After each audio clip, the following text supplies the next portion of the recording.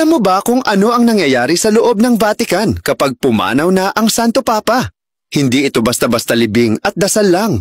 May mga ancient protocols, tradisyon, at mga sikreto na tila isang eksena sa pelikula. Tara, alamin natin ang mahiwagang proseso mula kamatayan hanggang sa pagluklok ng bagong Santo Papa. Kapag namatay ang Santo Papa, panahon ang kalaban. Lahat ng kilos sa Vatican ay coordinated at eksaktong sinusunod ang mga panuntunang daan taon ng umiiral.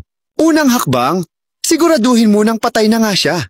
Dati, gumagamit ng maliit na silver hammer ang tinatawag na kamerlengo. Siya ang pansamantalang namumuno sa Vatican. 3 beses niyang tinatawag ang pangalan ng Santo Papa habang tinatapik ito sa noo. Kapag walang sagot, doon pa lang ito idedeklara bilang pumanaw. Huling ginamit ang silver hammer noong 1903. Ngayon, mas moderno na. ECG o electrocardiogram na ang ginagamit.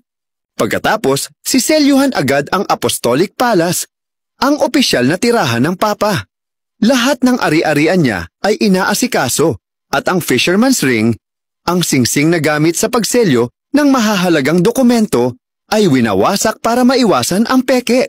Sa loob ng 3 araw, ilalabas ang katawan ng Santo Papa sa St. Peter's Basilica para makita at bigyang galang ng publiko.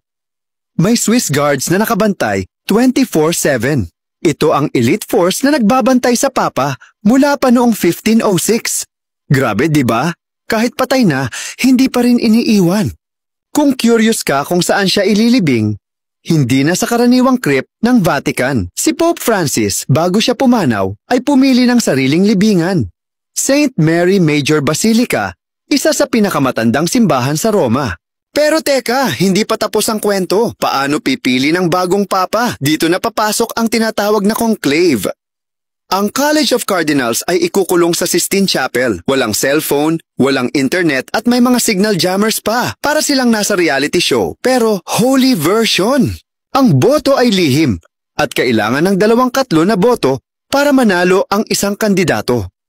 Kapag hindi pa rin nakapili, makikita ang itim na usok. Ibig sabihin, wala pa.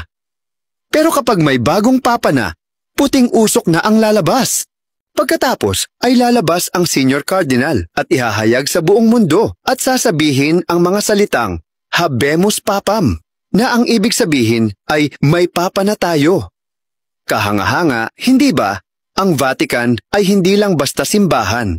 Isa itong institusyong puno ng kasaysayan, misteryo at debosyon. Isang proseso na tunay na sagrado at napaka-espesyal.